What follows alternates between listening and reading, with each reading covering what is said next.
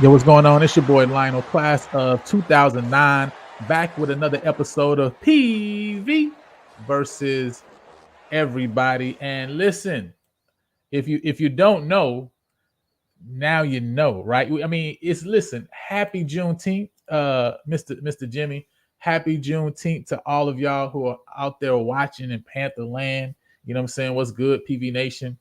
And so it's, since it's Juneteenth, we had to bring you a little black excellence. You know what I mean? We had to bring you a little black excellence, all right, on your Juneteenth, for your Juneteenth celebration. So tonight, man, we're going to be talking to Mr. Marquis Johnson, all right, Mr. Marquis Johnson. But before we bring him up, y'all already know, man, I gotta remind y'all what it is, what time it is. Listen, if you aren't following us on Instagram and on Twitter, make sure you head on over, right, and follow us on both of those platforms, right? Listen, we're getting some good information out. Also, you can follow us on SSN_PVAMU. We are the Sideline Sports Network contributing writer for Prairie View A&M University too as well. So also follow us on that channel. We're going to be putting out some different content over there as well. And listen, go ahead and subscribe to the channel if you have not done so already, man. That has helped for YouTube to know that people appreciate the content. All right, so go ahead and like this video right now. Don't cost you anything. Go ahead and subscribe to the channel if you haven't subscribed. Right now, we're at 433 subscribers. We're at 433. That means we're only 67 off from our goal, all right? The goal is 500 subs by the fall season, right? We're trying to get 500 people together so we can come back and talk about all this chaos, right, that's happening throughout the fall, all right? So we almost there to our goal. We know there's some of y'all who be coming on watching, haven't subscribed to the channel yet. Go ahead and subscribe to the channel. Go ahead and show love, right, as we continue to build together, right? So with all that said, listen, man, we got an awesome interview tonight. One thing that we're looking to do with this channel, right, is not just shout out, current sports and athletics, everything that's going on, right, with PV. Not just current athletes, as you guys have been seeing us, have some interviews with some of the current student athletes, some of the transfers that are coming in, right? In the future, we're going to be having some of the ladies from volleyball on as well. And so not only want to do that, right, we also want to talk with and see, man, where have some of our former student athletes gone? Like, what are they doing now, right? And so I'm super excited to have this gentleman on, one of the first who are going to come and grace us with his story, with his presence. And so y'all give it up for that man, Marquis Johnson. What's going on, man? Nothing much, man. How you doing, man? Appreciate you guys. Appreciate you for having me. Listen. I appreciate you for coming on, obviously taking time out of your busy schedule, right? You know what I'm saying, to come join us over here PV versus everybody, man. And so I know this is going to be, a delightful conversation, you know what I'm saying, as we kind of just dive a little bit into, your history with PV, your story, right, after you left the university. And I think it's going to be something that interests this PV Nation, right, and also connects them with what you got going on right now, right? You know what I mean? So first and foremost, man, just introduce yourself in general. How do you introduce yourself now, right? Because, I mean, you're a man who's gone through a lot of different places in your life and experience now, man. How do you introduce yourself now at this point? Man, I'm just Marquis Johnson, assistant strength coach with the Minnesota Vikings. That's it, man. Just blessed for the opportunity to work in the league again. This is the second team I worked for in the league, and man, it's been a wild journey. I've had a lot of jobs, but they all been blessings. That's dope, man. And I think one thing that probably may surprise a lot of people as they come in is even they see, just the graphic of the video. It's just like, man, hold on. There's an alum of Prairie View that's working in the NFL, right? At any level of capacity, right? And I think some people would be surprised by that, right? Some people would be surprised by that, man. But it's awesome to see that we have people that's moving into every different type of career field, right? And going through life. And so, talk about, just a little bit about your time with the Vikings. I wanted to just pull up, something real quick, because I know some people, may not be aware, right? You know what I'm saying, of the work that you put in, right? You know what I'm saying? But I want you guys to just, check this out, right? You know what I'm saying? From the combine a few years back. And this got a lot of publicity, right? You know what I'm saying? When it was going down. As you see Marquis over here, you know what I'm saying, being that voice of reason in the background. Yeah.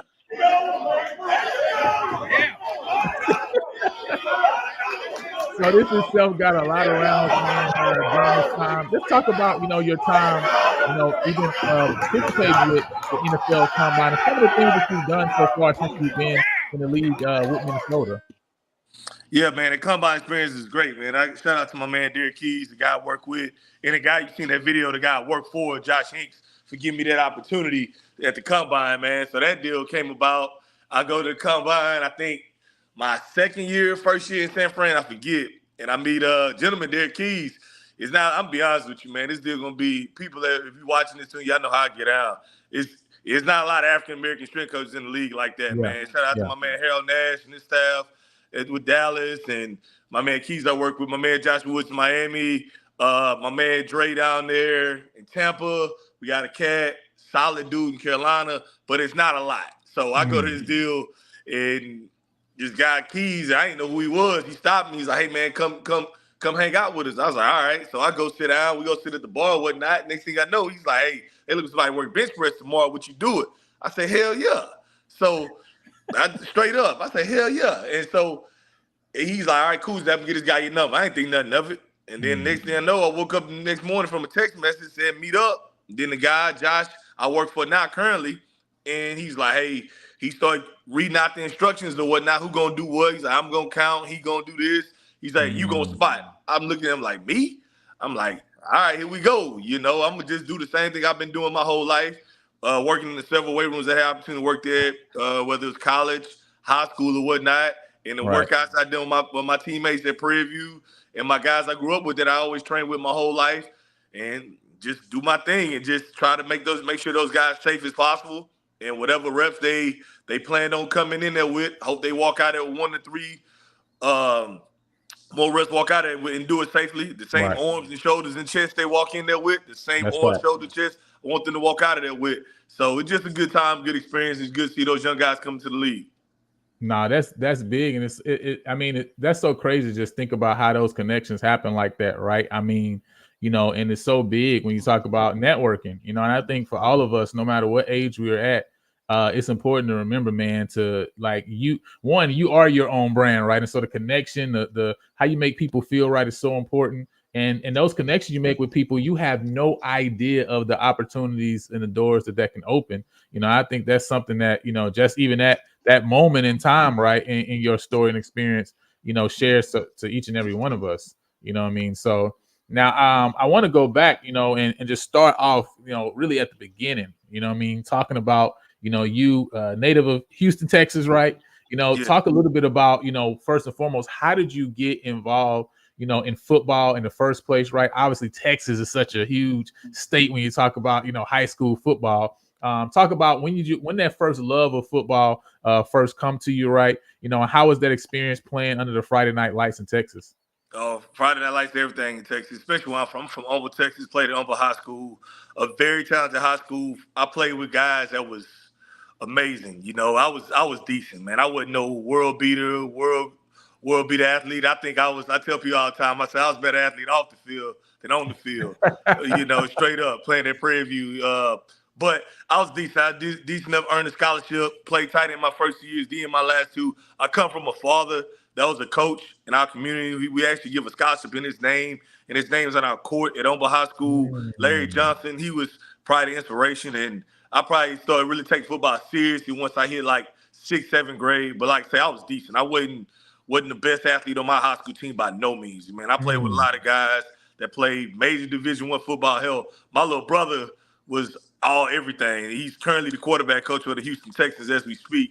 But yeah, my love for football always was there. But one thing that always helped me out, I felt like, to counter my athleticism, because like I say, I'm not finna sit up and say I was some world beater, because I wasn't. I was decent, but I wasn't great. But my work ethic, I feel like I put my work ethic up there with anybody's that I was getting, and the level of being able to compete, and I like to compete, because where I'm from, it was a 5A high school, and getting reps was tough. So you couldn't miss practice, you couldn't miss games, and that all stems from the guys I grew up with. And I appreciate a lot of those guys till this day. My best friends, Arlen Byron, Sean Rochelle, and the list goes on. Almost any of them guys and them classes, that anytime I was in high school, I appreciate them guys for just establishing a work ethic in me that like kid that I use till this day. Man, that's big. That's so interesting, right? When, just thinking about people who are, you might have college students, right? High school people, right? That check this out, right?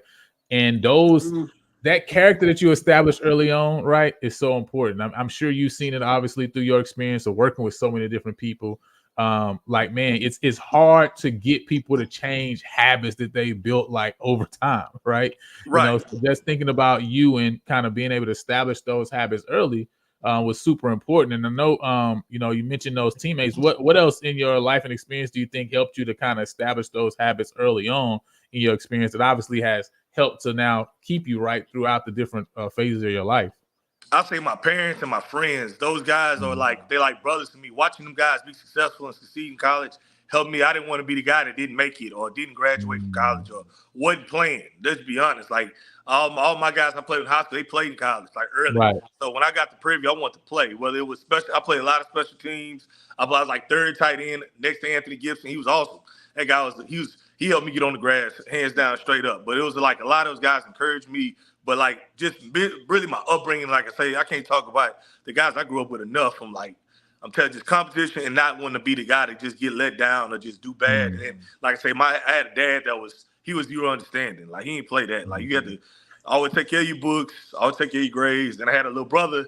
I guess he kind of looked up to me, man. He was so much better than me. I don't know if he looked up to me at all. If he had to, because my brother was that great an athlete and that great of a coach, that good of a person as he is today. But just trying to set a standard for him and not let nobody down, and not let myself down. I want to just do my thing and hold my part, just hold my parents accountable, my community accountable, and my family. Yeah, no, that's big. Your brother went to play on Texas A&M, correct? Yeah, right? My brother played Texas A&M, played quarterback Texas A&M, played quarterback, and he played basketball his freshman year. He was like I say, he was way better athlete than I was. That's way better. And all my cousins too. That's another thing. I got a family full of athletes. All my cousins. I had a cousin, Tim Cole Jr., played at Texas. My cousin on them Jack Yates teams in Houston. My cousin Clyde won a state championship. His brother Darius went to UNLV 6'9". I'm like the run. I like to say I'm like the run of my family become athletes, but it's funny because I do the coaching part of it, and that's kind of like my role, I guess. That's the oldest one to look at, and I guess they kind of look up to me. If you don't run, you play college ball, that lets you know that family tree is pretty stacked. Yeah, these genetics don't fit pretty good. I'm not gonna lie. Say that now. Delvin Johnson said, "Man, shout out to your dad. He was driver's ed coach." He said, "Mr. Johnson was that dude." Shout out to the humble Wildcats. Oh yeah, good. Humble Wildcats all day, man. Now, so obviously, I know Boone mentioned it a little bit earlier, right? Talking about the resurgence of Panther football, right, at Prairie View. Now, I know, obviously, coming through, you talked about, how you didn't look at yourself as, you weren't the best athlete, right? But I'm sure you heard through the grapevine of kind of where Prairie View was coming from, right? When you're talking about what the program was coming out of in the 90s. When you look at that 2003, right, 2004 roster, 2003 is the first year, right, we had a chance to have a full allotment of scholarships again, right, before then. Only 15.8, right? I don't even know how that works, right? But 15.8 scholarships, right, we can give out. But then we got the ability to give out 63. When you look at that first roster, I mean, it's like Houston, like Pleasantville, Houston, right? As far as people that are being brought in, right? I think had one guy from Florida, right? So what was that experience like during that recruiting time, right? When you were coming in? Obviously, you came in during the first year of Coach Henry Frazier, right? Whittington had his first year with the scholarship the year before, 2003. 2004 was the first year of Henry Frazier. What was that recruiting process like of getting you to PV, and why did you even choose PV? Man, it was awesome. Shout out to the class of before me, that 03 class. Those guys are awesome. Those guys brought us in a right way. And Frazier and his staff did a phenomenal job bringing guys with the like mindset, like myself, Paul Johnson, Cleveland Colley, my man Bobby, RIP to him. Man, just and a ton of guys. But it was great. It was great. How we got to Prairie View that day was a very wild day for those guys that remember. Shout out to Jess Soul in the city. That was a very wild recruiting experience, but I'm trying to PG it because we on live. Let's just be honest, we played at Prairie View. So, but it was great. You know, I got to Prairie View, man. I went down there. I'd never forget my recruiting trip was wild because I went to TSU, brought my tape. This is highlight tape day. These VHS type tapes. Oh, wow. You feel like an old man saying y'all youngsters don't know the VHS tapes, you know, thing, right, that you put in. All right. Yeah, so VHS. So my dad, we go to Texas Southern, and we hand it to him, and because the Prairie View staff and TSU staff, they kind of got the job within like the same time frame. It was real weird. So we go to TSU, since it's down the street, hand them my tape, and they in meetings or whatnot. So when then me and my dad, you know, Prairie View about an hour some change away, like, man, forget it. Let's just make this ride out there PV. It's like, all right, cool. So I was just looking for opportunity, man. Like I say, I wasn't in my high school. I wasn't no world beater, no Division I high prospect or whatever. I just looked for opportunity to go to school and go to school free. And I knew if I got the opportunity, I was gonna work my tail off for you. Once I get in the building, I feel like that wasn't gonna take it from me. And Frazier gave me the opportunity. So we take that VHS tape down there. Frazier had me sitting in his office.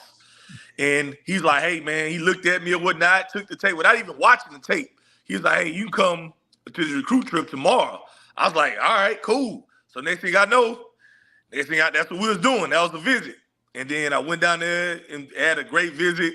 What's my man name? Ford took care of me for that weekend, and all those older guys, T-Bell and Gip and Jess Soul, and I got to meet Jeremy Whitey, different guys from across the country that came that was coming out there. Because let's just be honest, man, Prairie View is a great place. However, the stigmatism is very negative, and I ain't gonna lie, it pisses me off because it's a great place, and a lot of times you get stigmatism from people that look like us, that a lot of people don't even have the degree, talk bad about the school or whatnot, and it's unfortunate. But when you get down there, it's a beautiful place with great people, and I play with guys that everybody come together, and we're trying to come together for a common goal, turn the program around. That's eventually what we did. Whether it was the guys in that 03 class, got before them or whatnot, and guys after them, we eventually turned around. But back to that visit, it was cool, man. It was very cool, very eye-opening.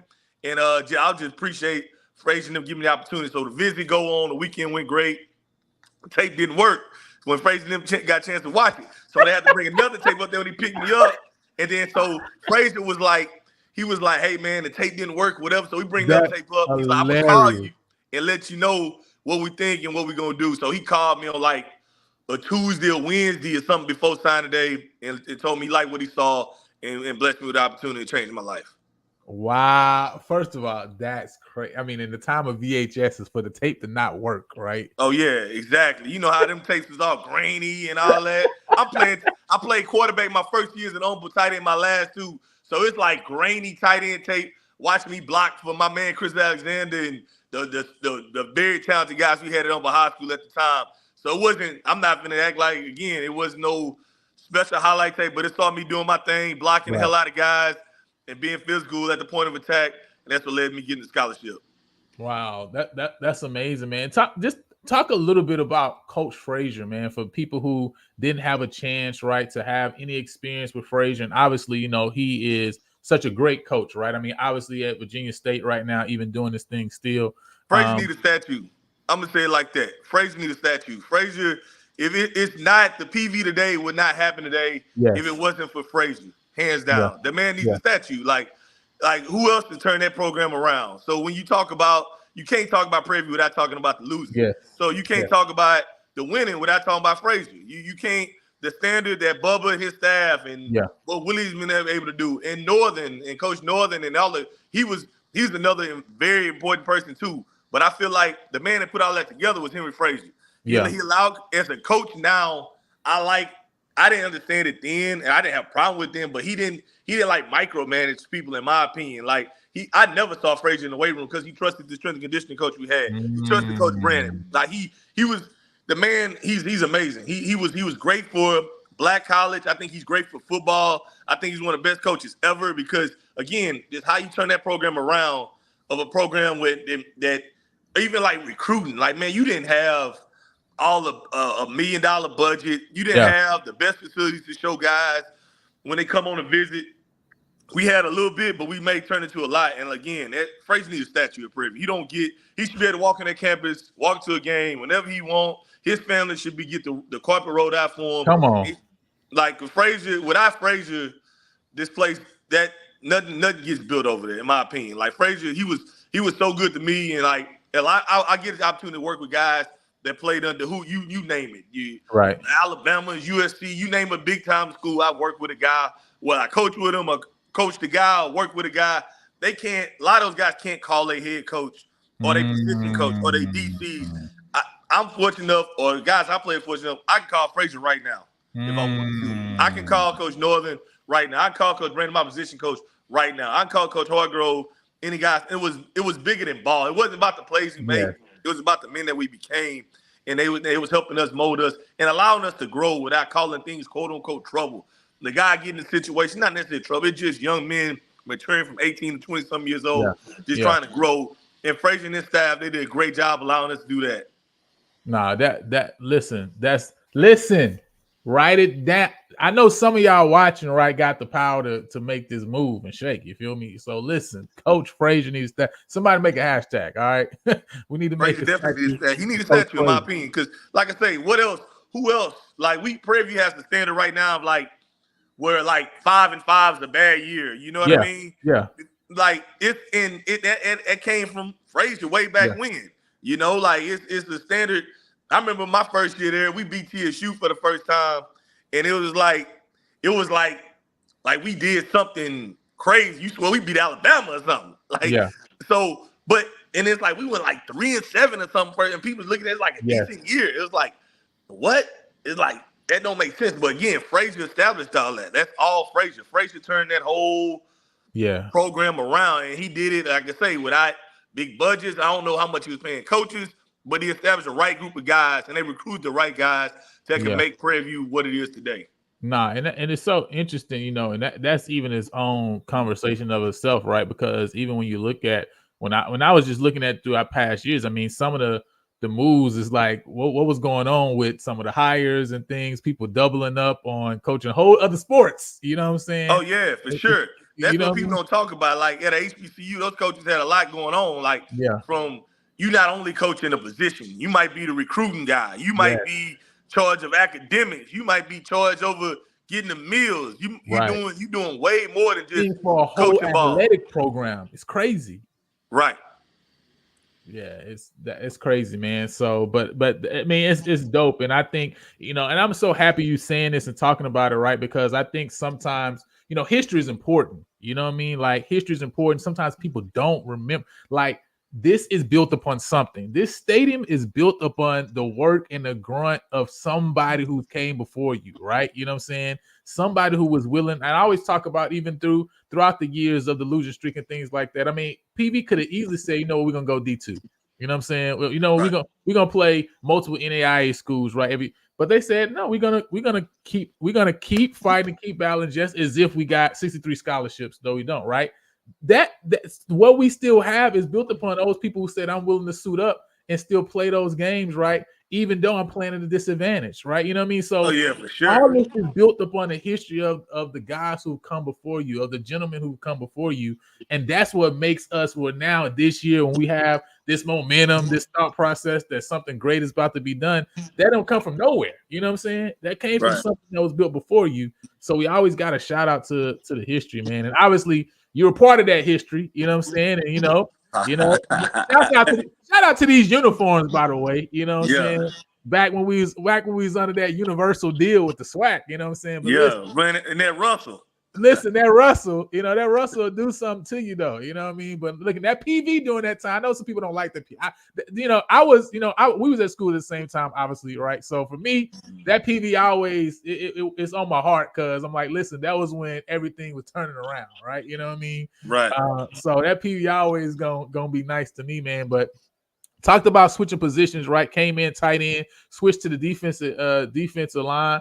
How was that transition, man? And what was the decision behind that, just to switch positions in the first place? Man, that decision was probably Coach Northern trying to get me on the grass. So I came in as a tight end. I played behind Gibb, and Gibb was, like I say, he was monumental to me, man, because he was cold and he played in the system where he knew the system and he helped me out. A lot of times, sometimes you go into college and guys don't want to help you, and but the other guys did. But I played a lot of special teams. I just wanted to get on the grass. Sometimes college kids just want to get on they want to, man, I'm not playing, so I'm not going to play no special teams. Man, I want to make the bus. I didn't want to stay back on the yard. I wanted to make every trip. So I played a lot of special teams. I made a lot of tackles. I did. I tried to make it my point, try to get a tackle or two every game, whether it's on punt, kickoff, whatever. And where's my dad? Just don't be out there. You got to do something. Just don't be out there. So I just tried to just make a play best as I could. And then Northern seen that when he became the DC, he wanted to get me on the grass, thought I was doing this. Hey, I can play. You play defensive end, and so I made the transition. And also, I think I probably got over recruited. I think Coach Pete told me that. I ain't gonna lie about it. Cat named Chauncey. He brought a cat named Chauncey, which was one of my best friends. I love Chauncey Wiseman. I hope he watching this. But they brought Chauncey in to play tight end. Had a guy named Marlon. Wasn't no space for me over there tight end no more, straight up. So they moved me over there to DN, and I couldn't catch that damn good. I'm not gonna lie about it. So, but I went over there to DN, and it was a struggle. I never put my hand in dirt, never done a day in my life. But Coach Brandon, he's an excellent coach, excellent teacher, and he taught me a lot. Taught me a whole lot. Like, he taught me a lot. Then without the help, I can't speak to this guy named Jermaine McGee Hollywood, who actually got a chance to play in the league. Hollywood took me under his wing like a little brother. Like, I'm talking about, I'm lifting with the dude, running with the dude, hanging out with the dude on weekends, and he just taught me the position, and he was cold. Like, Hollywood was like leading the SWAC and sacks and stuff, and I just watched him day in, day out. So when I got my opportunity with the leadership of Coach Brandon and the scheme Coach Northern had, which was so much fun, I learned those guys, a lot of schemes they taught, and it helped me become a coach at the high school level and the pro level, different drills and techniques that they showed me then from Hollywood, Coach Brandon, Coach Northern. It's for sure made me a better player then, and definitely helped me get into this coaching world and hit the ground running. But it was great because I got to half my year I kind of let the SWAC. I was like doing all right. Like, I up there. Now, in the year I probably didn't do that well in sacks, but I was doing pretty good in the numbers in sacks wise, if I remember right. That's what's up, man. That I mean, it's awesome for people to see that potential, right? You know what I mean? And but also having a willingness, right? You know what I mean, to say, listen, I'm gonna do whatever it takes, whatever position, to get on the field. Like what Jerome say, right? Fighting for them bus spots each week. Oh, yeah. You know what I mean? Definitely. It was real, but it was like I said, made me in the end of the day. And like I say, I can't thank Hollywood enough. And Coach Brandon, he's one of the best teachers out there when it comes to D-line play. And he's funny as hell. Now he got a method to his madness. He's one of the funniest dudes you ever be around. You get a chance to meet Coach Miles Brandon, but he can coach it. Like, that's why, like, for a while when it comes to NFL, it was like a string of guys getting opportunities, which is it's hard for guys in the SWAC to get those opportunities in the league. And for a while, it was straight defensive linemen.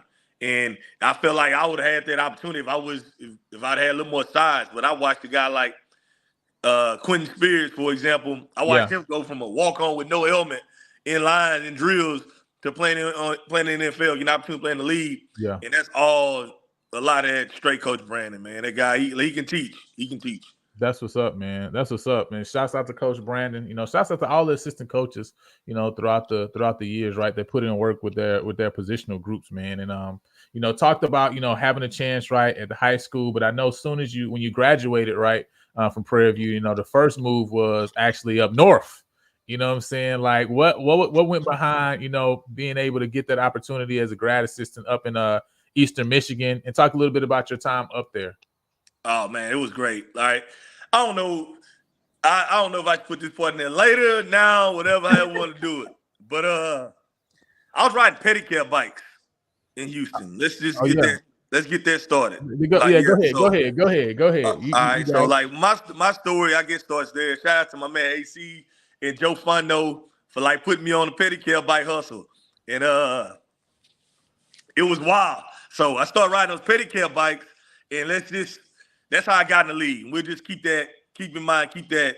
And then I talk about Eastern Michigan. So, but yeah, so I was trying to get my master's paid for, and become a GA, and just in my head, I back home, coach high school. Boom, that's it.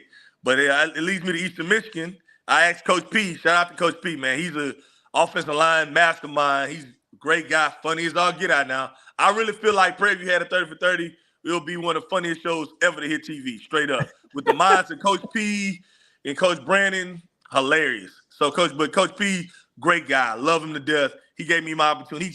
He say, Marquis, I know somebody. I still don't know who his somebody is. And whoever he is, thank you from the bottom of my heart.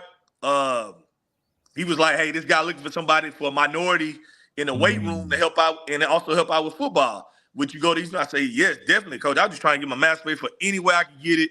Right. I didn't care where it was. I was ready for my opportunity. And so that led me to Eastern Michigan. He got on the phone with a guy named Mike Surgeon. Surgeon, he's been great to me. He's a high school coach now in Indiana, but he's also how I got the University of Tennessee. Surgeon gave me the opportunity to go to Eastern Michigan. And at Eastern Michigan, I got a chance to learn a lot and grow a whole lot, and it was fast. When I say I was a grad assistant, I was an assistant. I was the interim head guy there for a couple of months, working under Ron English. It happened a lot fast. I'm talking about I learned a lot about strength and conditioning, had no idea about the field because I wasn't a guy that flat out knew when I got to college that how it was going to be. I didn't know when I played at Prairie View I was going to be a strength coach. I didn't know that. Now, ironically, I did work some summer camps and stuff like that at Cinco Ranch and Oba High School. This guy in the Woodlands, man, he was good to me. Gave me a chance. And Wayne Stewart, he gave me the opportunity to just dabble in it, like helping kids out and stuff like that. But I had no idea. I didn't go. I work with guys now that know off top when they get to college, they get done, they're going to be a strength coach. They're going to be certified. They're going to do this. That was not my story. I was just trying to ride those bikes and hustle a little bit and make some extra cash, led by one of my teammates. But then that's how they got me in the league. But Eastern Michigan was a great experience for me. I got a chance to work with football. Obviously, I was a head men's women's basketball strength coach and worked with various other sports, women's soccer, rowing, which I had no idea that it really existed. Wrestling. That was I assisted with wrestling because you up north, they got different sports. So but the men's women's basketball team was a very fun experience for me. I actually got invited to go to one of my players, Tavalyn James. She getting inducted to the Hall of Fame up there. She actually invited. Want me to go up there this September, and she get inducted to that. But the basketball players I work with there, the athletes I work at Eastern Michigan was good to me. Seeing snow for the first time was probably more wild than anything else. Because being from Texas my whole life, moving up there, that was probably the craziest part, just being in that cold. Oh man, and I'm pretty sure that Midwest cold different. Yes. It was definitely cold. I remember seeing snow for the first time. We had practice. I'm looking up like it's ice falling out the sky for real, and like how we used to play in the heat, they used to play in the cold, but it was completely different atmosphere. But it was great. I learned a lot. Worked on some great coaches. But Mike Surgeon, he was a mastermind. He gave me the opportunity, man. I can't thank Surgeon enough. I talked to him probably every couple of months, and he was good to me. That man, he gave me the opportunity. Just a kid that had no experience in the weight room, no programming. He taught me how to program. He taught me how to make it happen with a small budget. Yeah. He taught me how to make it happen with a big budget. So, but he gave me the opportunity to lead. And Eastern Michigan was good to me. Coach Ramsey, Coach Gilbert, those are the basketball coaches I worked for there. They were good to me. Noah Wall, the athletic trainer there. And shout out to Dr. Braggs. He's not an AD at Northwestern University in Chicago. He was the AD at the time. He allowed me to do my thing too, because when I was the interim head guy, that was a crazy world when I became an interim head strength coach at like 22, 23 years old. Yeah, I saw that mentioned, and I'm like, how are you? I mean, you were there grad assistant, then it's like you was the interim head strength and conditioning coach. How in the world does that Man, even happen? that was wild, man. Grace of God and just life is wild. So the way he had a system where you had you had the head guy, Uh-huh. you had the assistant, you had the second year GA and the first year GA. So some kind of way, within 6 months, the assistant, I don't know what happened to one of them dudes, but next thing I know, I'm bumped over. I skipped a step. Boom. Mm. And then Serge started the way I was working. The assistant left, and I became the main assistant within like a year. And then, Wow. mind you, at the same time, I'm going to class. I'm a GA. I'm going to class, and I didn't know nothing really about the GA world. I saw a little bit of it at Prairie View. I saw a lot of it at Prairie View, and I thought it was just all ball. Mm. I'm not going to lie to you. I wasn't taking class serious, none of that. But Serge got on my case. He's like, Keith, you need to take this a little more serious. And so I ended up making Dean's list. Once he got on, I ended up getting my master in a year and a half. Wow. So different guys left, and Serge thought highly of me, where he bumped me over certain people, and so that's how I became an assistant. And then it came down for him. Bush Jones takes the job at University of Cincinnati, and Serge, a guy named Dave Lawson, goes to Cincinnati as the head strength coach. So Serge tells me, he's like, "Look, Marquis, look, hey, I'm gonna be here about a week for you to get your feet wet, because I'm gonna take this job at Cincinnati as assistant in Cincinnati instead of being the head at Eastern, and then you're gonna be all right." Well, he calls me on like a Saturday or Sunday. He said, "Butch said, if I don't take this job right now, I don't have it. You got it." So I come out of work on like a Thursday or Friday as like an assistant. And you go in on I Monday. go into work on Monday. I'm the guy. Wow. I'm the guy. I'm running I think it's like 18 sports, 2 weight rooms, got a whole staff, and I'm 23 years old. I'm 22, 23 years old. And then now I'm the guy. I gotta handle the recruiting. I gotta make my own recruiting pitch. I gotta deal with athletic directors. I gotta deal with all these head coaches. I gotta do all that. I gotta manage the staff of guys that really don't know me. Like, I knew one guy, we brought in another guy, Sturgeon, really talked to him. And I got to run all this at the age of like 22, 23 years old. And mind you, I've been in it at this point about a year and a half maybe. And so here I go running the whole show, dealing with established. It was great coaches down there in Eastern Michigan. Shout out to the Carter brothers. They looked out for me big time. It was AC and TC Carter, man. AC played at Bama, TC played at Tulane. They came there, and this Eastern Michigan. So the funds was very low. Tell you that now. So, but it's a sacrifice I had to make, and I thank God for it, and thank God for, like I say, the AD and them AC and TC for sure. Those brothers, they brothers. They from Florida, from Tallahassee, and they rep that every day. They let me know about that every day, and they put money in my pocket, told me what to do, right from wrong, fed me. They were good to me.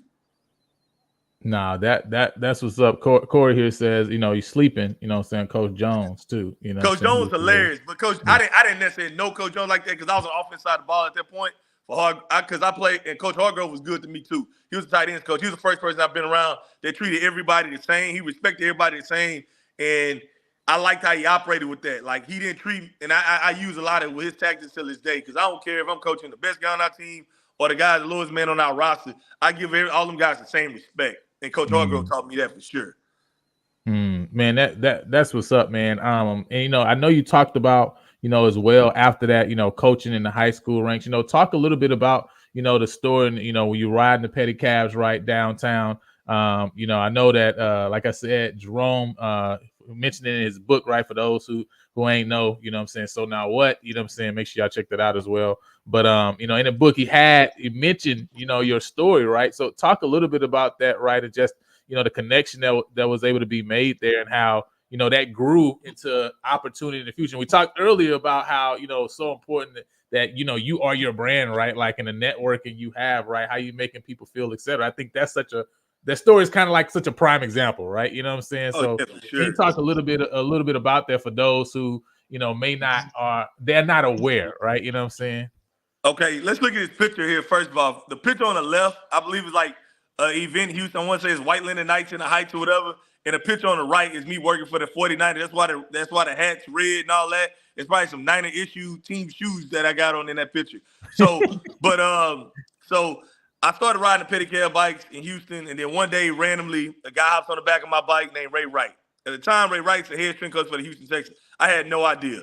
But me and him get to chopping it up, and he was like, "Hey, really don't talk to me." But in Houston so big, and trying to get him to find an ATM, I couldn't find one. So we got to start talking, and here come the name here with Frazier. I say, man, I played for Frazier at Prairie View. He knew Frazier was, and instantly started talking to me right away.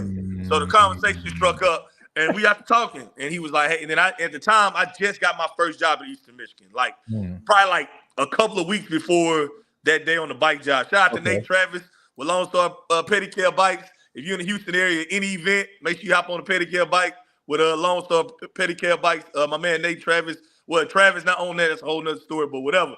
But so I'm riding the bikes, and then the guy Ray hops on the back of the bike, and he's like, "Hey, I'm working for the Texans." He's like, "Whenever you're in town, just come to a workout." I say, "All right, cool." So I just pull up and just watch a workout like a fly on the wall. So Ray allowed me to do that a couple of times, and between any job I ever had, I would always call Ray and see what Ray's at, and we just kept in touch. So whenever I was in town from Eastern Michigan, like a break or something, I pull up on him. I just come watch him work out.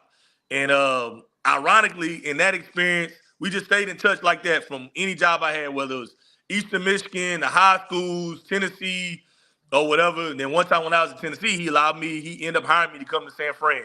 And but it all started on that pedicab bike. Yeah, that's me in Tennessee or whatnot, coaching AK Alvin Kamara.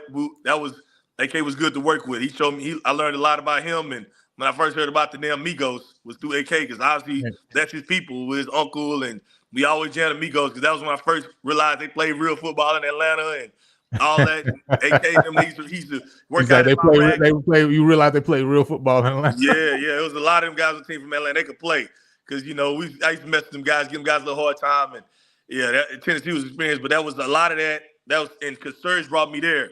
And Tennessee was good to me, man. I got a chance to work with some real good coaches. Scott, there's not a head coach at Howard. Gillespie, not running back coach at Bama. Just to name a few. My man Miles, I can't think about my man Miles and Mitch on the strength staff, and Nick. Those guys were real good to me, because sometimes it being an outsider on the strength staff can be a little hard. But those guys welcomed me in with open arms. It was fun to work with them guys. And Rock Gullison, too. If you ever watched the Hard Knocks, when the one had the Rams, when they first had the Rams, the older guy, lifting all them weights, Rock Gullison, I got a chance to work him in Tennessee. But, I got a chance to work with some great people. Tennessee was good. Wow, that's awesome. Good old Rocky Top. My man Smitty from Dallas, Tennessee was good to me. Listen, I appreciate the work you put in on Alvin Kamara. You know what I'm saying? I just need the Saints to go. Man, that's genetics right there. Me and no other strict coach. I ain't going to let nobody take up for that. That's all AK. That's all. Man, that dude gifted from God, and he worked very hard. That guy he was a talent. I remember. I've seen offline some of the workouts. He's done. Just even recently. He works his butt off for sure. Yeah, he got a mindset like no other. I remember I tell this story every time we play Alvin. Now he with the Saints or whatnot. He's the first person I've seen flat out believe in himself. I remember he was saying, he's like, he came in the weight room and was crying. He was, and I'm like, he's talking to Miles at the time, and I don't know them guys like that. So I was like, you should. Right. He's like, all right, cool. He's like, look, man, he's like, they telling me not to come out. He's like, I'm coming out anyway. He's like, he believes in himself. He bet on himself, and look what he's doing now, man. I'm proud of AK. Wow, that's dope, man. It's just so awesome, right? Obviously, the different connections that you make throughout, the experience, right, of going through different places, right? The different people you bump into, and even mentioning, right, how Coach Frazier, right, that connection, that Frazier, right, that impression that Frazier, made on Ray, right, obviously meant something.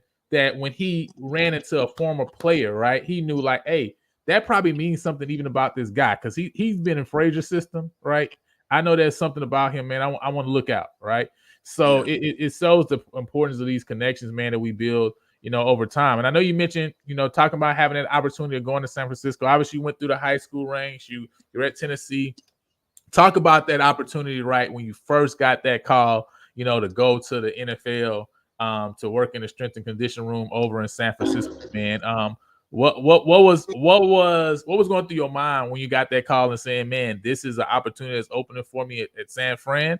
And just talk a little bit about your time there as well. Man, my opportunity at San Fran was interesting, man. I couldn't believe it at first. And I just didn't know. I just pray and go with my gut. I walked in there and just did whatever Ray told me to do. Whether it was sweeping floors, stuffing refrigerators, but Ray was hands on, man. He allowed us to lead groups, but Ray did a very interesting job. Working with the players was cool. I never really had a problem because I treat people. I try my best to just treat people how I want to be treated. I wasn't raised a lot of time in college strength and conditioning. I'm gonna be honest with you on this deal, and anybody watching it probably know that if you ever coach college or you see a lot of yelling, screaming, cussing, and a lot of disrespecting guys. That didn't happen at Prairie View. That didn't happen at Prairie View. So I wasn't used to that at the college world. So when I worked at like major colleges and you would see that different things that I wasn't used to that. So I never treated any of my players like that. And so getting to the league, a lot of times the strength coach, that's the number one thing that's different from the college league. They're yelling, cussing, screaming that you do in college, that are quote unquote that you do in college. You don't do that in the league. So a lot of strength coaches suffer with that and getting guys to buy in and listen to them. Well, I just treated guys the way I treated guys, same way I treat guys in high school or whatnot, because that's just how I treat my players. You know what I mean? I coach them hard. I tell them what I feel like they need to do, and I learn from them and they learn from me, and we work together and we grow together. So I didn't have that problem with disrespect. Well, I'm coaching Richard Sherman over there or who else with the Niners at the time, Kittle. I remember having him as a rookie, Fred Warner as a rookie. I just didn't disrespect players, so I didn't have a problem of adjusting to the quote unquote NFL. So that part was easy for me, but it was a shock though. You know what I mean? You go from big stadiums small stadiums to the biggest stadium, but working with the players, man, they're people. You just treat people how you want to be treated, and you're gonna get a good result, in my opinion. So. But working with Kyle Shanahan was great. Kyle was good to me. Kyle was fun to watch and just watch how you operate in team meetings. Yeah. Working with D'Amico Ryans was real fun on a daily basis, and training with him because Ray always had us. Everything we did with the players we had to do. That was a shock. So almost every drill that we did, we put a player through. We had to do ourselves. And then Ray allowed us a big thing that helped me was allowing us to train our coaches. So we always did these coaches lifts.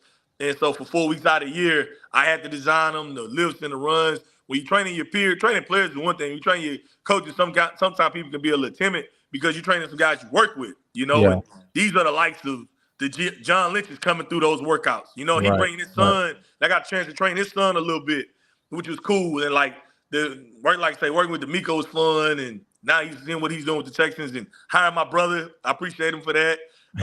And my brother kind of established that relationship at San Fran a little bit. That's and dope. Bobby Slowick as well, because again, I got a shout out to Ray on that aspect because Ray hired me, then he called me, told me holler at Imbo. I forget who Imbo's with now. I don't want to say assistant something with the Dolphins, assistant head coach, whatever with the Dolphins.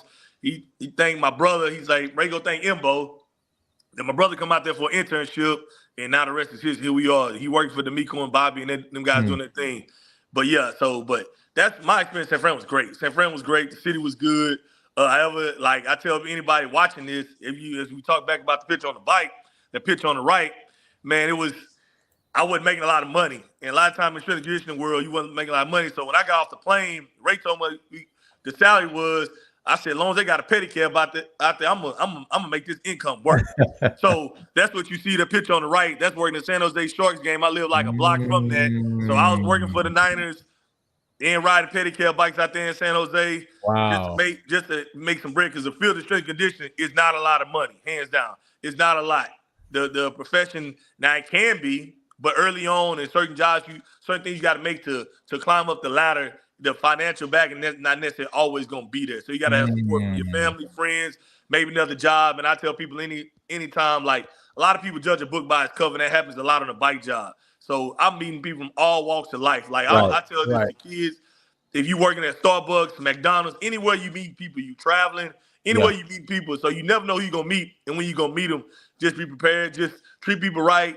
Talk to them, shake hands, and talk to anybody you meet. Because you never know who you're going to meet when you're going to meet them. And that person could be the angel who changed your life. How Ray was for me, who in turn flipped over my brother and changed my family dynamic. Because, like I say, Ray wasn't for Ray. I don't know. I mean, my brother he's he gonna be successful no matter what he tried to do. But that connection with D'Amico, a lot of that again, I'll credit that back to the Vikings. Just thank Right. Travis Neff for giving me the opportunity to run that pedicab company. But yeah, that San Fran experience was That's amazing, fact. man. Work with coaches now that like all those guys, they around the league now. The whole tree Yeah. is gone. From the GM I work for right now, Quasi. I work with him in San Fran. The vice president, Mhm. my man Demetrius, I work with him in San Fran. The GM of the Titans, Rand. I got a chance to see his Mm. office several times. That's my guy. I got a chance to work with Salah. Who else? McDaniel, not a head coach of the Dogs. I got a chance to work with all those guys. So Kyle's tree was pretty fun. It was good Yeah. to be around them guys. Nah, that I mean, that's so important, right? I mean, I hope people are not missing that. When you're dropping that, wisdom. There's a statement in scriptures. Luke 16:10. It says, "He that is faithful in that which is least is faithful also in that which is much." Right? These little moments, right, of pedicab, right, or like you say, right, Starbucks Bartista, right, whatever it is that you're doing, right. How are you doing it? Are you doing it with all your strength? Are you doing it all your might? Are you doing with everything you got in you? You know what I'm saying? Because like you say, it only takes one situation, and time and chance comes to every man. That's what it tells us, right? So your opportunity is gonna come. Are you prepared, right, to take advantage of it because of the person that you are? One, right? You know what I'm saying? And then, like you talked about earlier, the work ethic that you've already established. You know what I'm saying? And so I think that's super important. Like I say, for kids that may be watching, college students, right? For us as adults, you know what I'm saying? Because at the end of the day, we still have things that I know that we want to accomplish in life as well, man. That's super big. Yeah, like Jerome's saying here, right? Relationships are everything. You know what I'm saying? Relationships are everything. It's so important to see how that relationship, right? And it didn't even start there, right? It's Frazier's relationship with Ray, Oh right? yeah, sure. You know what I'm saying? That came into the relationship that now you have with Ray, the relationship with D'Amico, then with your brother, right? And I'm sure that is also going to continue to build based on people they've connect with, right? And so those connections are going to continue, all throughout time, man. Now, I know obviously you didn't stay with San Fran. You had a chance to work as well in other professional leagues as well, and then ended up now with the Vikings. So talk about also that transition, working at U of H, also being able to come home and be able to work in Houston, and then also now with the Vikings. Okay, man. Yeah, that picture of me, that's my man Guns. That's it. That's actually at the University of Tulsa. My man, that was my roommate at Prairie View. He pulled up on me at a game at U of H. U of H was fun. It was a different experience. Dana in the first year. Got a chance to grow. I worked with real good coaches, Coach Carrier, Coach Zach Etheridge, Coach Belt. Those guys were good to me. And all those players at U of H was fun. They welcomed me in with open arms. Marquis Stevenson, my man Keith Corbin. I coached him in high school. And like I say, if you treat players right, they'll treat you right. So once I saw Keith, I helped this kid Keith Corbin get there, and when he was like the mouth of the team. He's loud, silly, catch a bunch of balls, hell of an athlete, one of the best I've ever been around. Hands down, should be in the NFL, in my opinion, definitely. But Keith helped me just establish myself and get respect out of all those guys on that team. But U of H was a good experience. And after that, the XFL, here come Ray Collin again. I get out to and work for Ray again, and then established myself almost a little bit, helped out with the D line. The D line coach is good over there. He was good to me, and they let me work with the D line a little bit, and also I was a strength coach in the XFL. That league was so much fun. I like to see where it's at today. Yeah. Different kind of player, man. PJ Walker, shout out to those guys on that team. They were good. They were good. It was real. Those guys was awesome. Those guys were fun to work with, and had success, and COVID shut that down. And but yeah, the XFL, those leagues, any opportunity I got, I've been blessed and thankful for it. But it was fun. It was real No. fun. U of H was good. XFL was great. And then the Vikings I can't. It's world class organization. No, and then I know last thing I know we talked about it a little bit earlier, but I did want to pull up this statement from Jerome, right? He just says, you're talking about your annual performance at the NFL Combine. So many of us watch the Combine annually and don't realize we have one of PV's own doing big things at the Combine. I know we talked about it earlier, right? But we got some more people who jumped on, man. Just talk about, that experience, right? And just talk about just that experience in general, right? Of how you being able to matriculate right now multiple places throughout college, throughout the NFL, right? And maybe talk to somebody maybe who's at college right now, right? So there may be somebody who's in PV right now and doesn't see where they're gonna go. You know what I'm saying? They or maybe they have a thought process of saying, man, can I go or can I accomplish what I want to accomplish if I go to PV versus so and so over somewhere else, right? Maybe talk to that individual, right now, and just share some words of wisdom. Yeah, man. That combine. Let's talk with the combine first. The combine experience is a blessing, man. It's a blessing that my boss allows me to do that year in and year out. Like the product that I'm getting out of those guys and keeping those guys safe, as well as those guys getting as many reps in as possible. That just bring that energy that this comes in out of me that for those few days for those players, and appreciate all those schools that's making it go viral year in and year out. But the biggest problem, I think, that us as African Americans, for sure, we only know of getting to the NFL is by being a player. We only think about getting to the league is by being a player. That's good. And that's the biggest myth, I think, out there. For that's real good. We only think about getting there as you got to be the best in your team. You got to be the whatever. You got to be the star. Well, that's not necessarily true. It's more ways getting the league than that. It's scouting. It's coaching. Because nobody asks, let's just be honest, most coaches, let's just say nobody asks where you name a coach in most of these big-time schools, how good of a player they are. But that's the first thing we ask most African-American people. That's the first thing we ask. Well, what's your stats? Well, that don't matter. Nobody's asking Brian Kelly that. Right. Nobody asks Nick Saban his stats. Right. Nobody. No, not nobody. But you can get to the league by being a strength coach. You can get to the league if you cutting grass for a living. You can get to the league. They pay a lot of people money to take care of the grass you see on Sundays. They pay a lot of people to those athletic trainers, those water girls or whatnot. Right. They pay people a lot of money to do all that kind of stuff. If you look at most scouts in a league, most of them didn't even play. They learn football. A lot of people learn football by a book. Even a lot of strength and conditioning coaches didn't play. Yeah. They learned it by a book, and it's science, and it's ways to get in the league by more than ways than one. So that would be the first thing I tell anybody in Prairie View, smaller school, a female, anybody. If you good with computers, it's a job for you in the NFL. That's good. Now, are you going to be willing to sacrifice and work your way up and be able to stock shelves and sweep floors and stuff like that? Or are you going to be a referee? It's a million different ways to get to the league. But again, in our culture, we only see ourselves getting to the league if we're not the star of this team, star of that team, instead of getting to the league without brain. Because you can coach and do all that kind of stuff way longer than you can play. The lifespan of a player is not that long. And everybody in the league ain't rich. Let's get that understood too. Everybody not making life-changing money. You know what I mean? A lot of these people not around when guys getting cut, team in, team out, looking at some of these guys are depressed and things of that nature. You know? It's a grind. But like I said, man, I can't stress that enough. It's more than one way to get to the league. And our culture only stresses one way, by being a star, by being a guy you see on the front page of everything. And that's fine.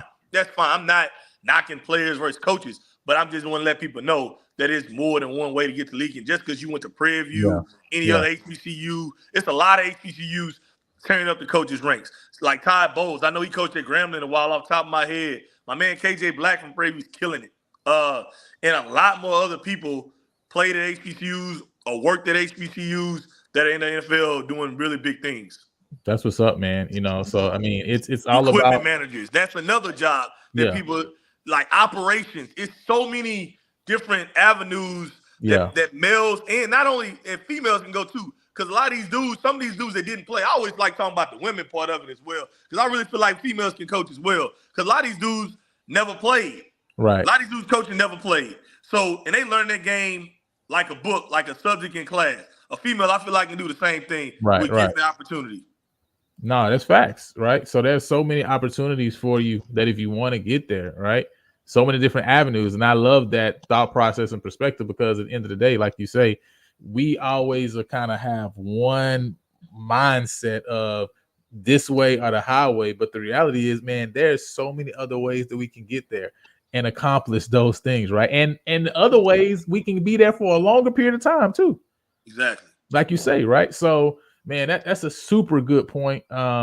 Just saying, I know that's right. You better advocate for the women. You know what I'm saying? Definitely. Better advocate for the women. Shout out to her. Also, play swing before kickoff. All right, you know what I'm saying? Making that known. Play swing before kickoff. So last thing, man, I see Stony. You know what I'm saying? Shout out to Stony. You know what I mean? I was able to appreciate the being able to take your pictures, man. That money helped me a long time ago. You know what I'm saying? When I took them graduation pictures. You know what I'm saying? But Frazier's cleat burning was an experience no one knows about. That coach was legendary. Man, listen. Hey, talk.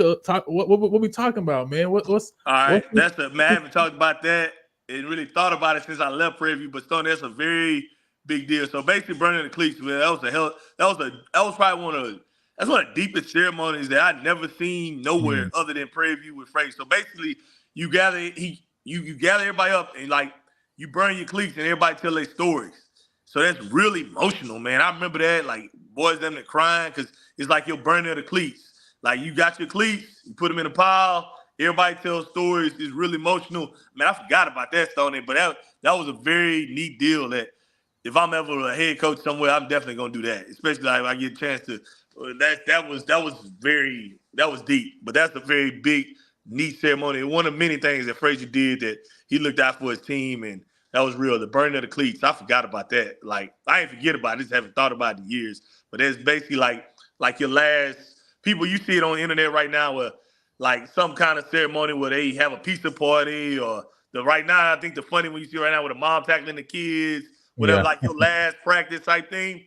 What Frazier did was burn the cleats. Like I say, everybody got their cleats, whatever, and it's your last farewell wish to the younger guys and your goodbye. It's over with after you burn the cleats. So it was those who were seniors, like their last time playing. Yeah, gotcha. That's interesting. It was real neat. It was real neat. Wow, that's actually very dope. You know what I'm saying? Appreciate y'all for sharing, sharing a little bit of that history with us, because obviously, we don't know anything about that. Man. This was before, like, again, the neatest part about playing at Prairie View, it was no social media back then. So like a lot of this stuff now, if we had that burning the cleat ceremony right now, it's going viral. You know what I mean? Yeah. Well, now the neatest part about playing at Prairie View, we ain't had no social media. Thank God we didn't. Straight up. So, but it's now you got stories that you got to have where guys like myself and many others could get up here and tell a story, and people can hear about it on how Prairie View is what it is to today. Yeah, man, and that's the idea, man. That's why we established the platform. Really to connect us with that history. You know what I'm saying, of those who come before us, those who put in time and the work, right? And like you say, right, there's so many elements of that, right? There's the people who are on field, that element, right, and those are the people who are the auxiliary all around, right? All of us have a story that adds to the history of this great place of Prairie View University. So, man, I truly appreciate you coming on, man, and just sharing. Sharing your story, sharing, your testimony, right, and kind of how you matriculated. And I appreciate also, man, one thing that I want you to get a chance to get people to know about, right, is the Football Alumni Association that I know you are a part of, right? That's really starting to really ramp up and do a lot of great things. Talk a little bit about that, right? Because the general person in the PV Nation may not be aware or know anything about it, right? But can you introduce a little bit about that and kind of what some of you guys' goals are, moving forward? Man, our goal is, it's a Prairie View Football Alumni Association. Follow us on Instagram or whatnot. But we definitely plan on just giving back and having, and eventually coming up with a collective at some point. But basically just giving back to the athletes for different stuff that we didn't have when we was there for the athletes to have now to make it a better environment for them and the coaches. That's it in a nutshell, man. Just any dollars you can bring out, any dollars you can give out that help us out with that. Like, I plan on feeding those guys a lot more. I definitely have some things in store for that.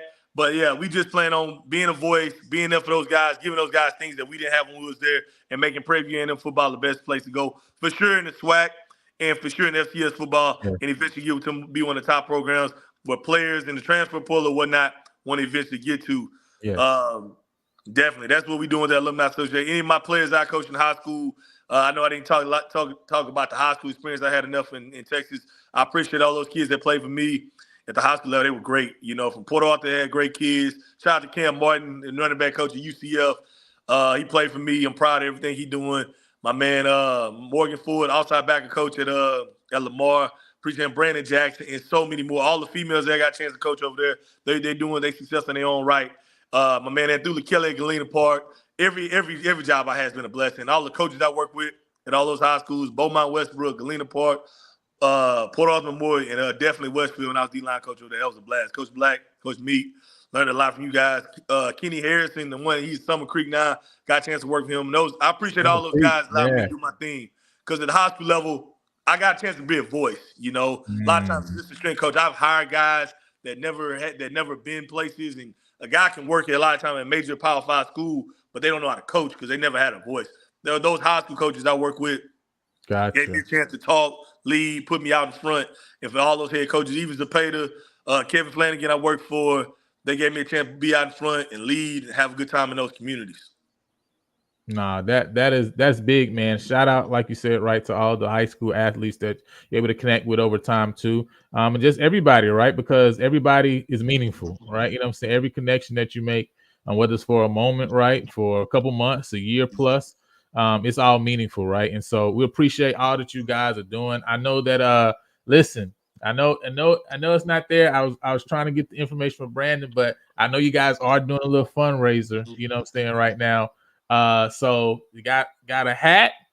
All right, we got a chain that's out and that's available. Now it might by the time it get to you, you're gonna have to make your decision to get it or not, because boys say they're going quick, you know what I'm saying? But I was able to get on the list. You feel me? Yeah, get on the list, man. Get all the merchandise we got, because that money's going to a good cause.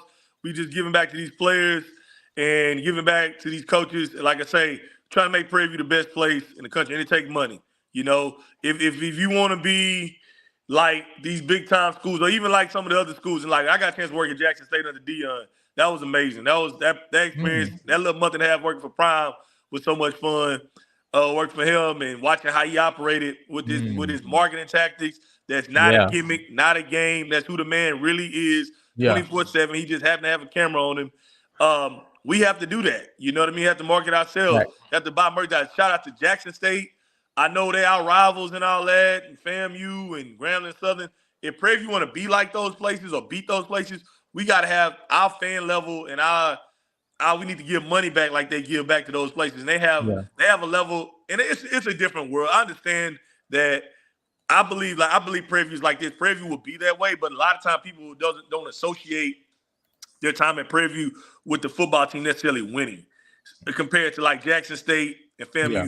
But if with the support, dollar amount, come out, support the players, come out, support the coaches, we can get there. But with talent, with all that said and done, with the talent Bubba and Weeden them bringing in, we gonna beat them people, and I truly believe that. Come on, man. I mean, now that's just facts right now. So we know that's just facts. Now, if y'all been on the channel for even a little period of time, you already know I've been already warning people what's about to happen.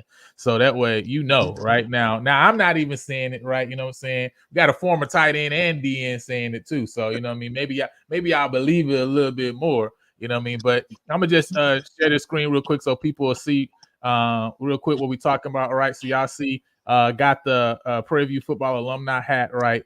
That is on that they're also using as fundraiser rights to purchase that. And listen, that Panther chain, the Panther chain go hard. I ain't gonna lie, the Panther chain go hard. So you guys, hey, listen, get your ducats together.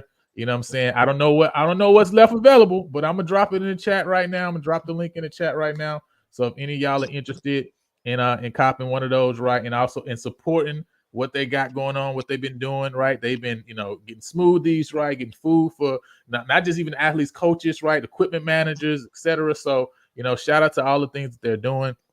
And so we want to show that support as well as much as we can too, man. So again, man, Keith, man, I appreciate you coming on. Last thing you got to do though, because you can't come on a platform, because listen, you talk about all these different things and all these different programs. Listen, we that now, all right? Because it's Why Not PV. That's what it is, right? It's Why Not PV, and it's writing big checks, right? That's what we do. So before we close, you got to write a big check, man. You know what I'm saying? You can't come on a flat platform without writing a big check. You know what I'm saying? We got the check. We can cash it. What's the big check that you're writing for 2024? The big check I'm writing, I give a donation of $500. Let's go. Big check. We big check writers around here. You know what I'm saying? Keith's giving that $500 donation. Hey, somebody else probably in the chat right now that's saying, listen, I can match that donation. All right. So y'all make sure y'all get in contact. The email is right there in the link. So y'all get in contact with Brandon, Keith, and all them, right, over at the PVFAA, right? You know what I'm saying? Make that donation as well. So we appreciate you for coming on, man. Listen, if you have not done it, listen, if y'all appreciate what we're trying to build over here at PV versus everybody, like the video. It's free. You ain't got to pay no money for it. You know what I'm saying? Like the video, subscribe to the channel. The goal is 500 subs by the fall. We got some big things brewing. I don't know if Keith, I don't know if you've seen the shirts that we got. Yeah. Oh, I haven't. That's nice. That's what we need right there. Yep. Listen. Get one of those. I told y'all I've been saying this from early on because maybe y'all really don't understand how much we've been stirring the pot. Okay, listen, why not PV? But I don't know if you see it say 2024 swag champions on there. Okay, yeah, let them know early. All right, we already got it made. You feel me? Yeah, so let them know early. That's how it's going down. We gotta let them know early how it's going down, man. So listen. We appreciate all y'all, man. But go ahead, man. Subscribe to the channel. We got some big things going. And last thing I say, listen, if you are a former athlete and you got a story, man, whatever it is, right? Whatever you're doing in life, period, right? We want to get you on a platform so you can share. So one, people can see, man, how people who've come through PV, what they're just doing, period, right? Because that's just big, right? And it doesn't matter what you're doing in life, right? As long as you're accomplishing God's purpose for you in whatever arena, right? We want to get you on the platform. But then two, we're interested in those stories, right? Those cleat burning stories, etc. We really want to uplift some of those things, some of that history, right? So people can see what it was, right? To with Prairie View and athletics and the program, right? And so we want to do some things, right, to kind of bring those things out. We talk about 30 for 30, right? We want to do our own 30 for 30 style content, right? So if you got stories, man, that and you believe would be great for PV Nation and for people outside the nation to know about, listen, get in contact with me. You know what I'm saying? PV versus everybody at gmail.com. All right. You know what I'm saying? So with that being said, listen, my daughter is calling for me. All right. You know what I'm saying? She's a month and a week old. So your boy got to go. All right. All right, man. We appreciate y'all, man. Holla at y'all. See y'all later. Get the likes up.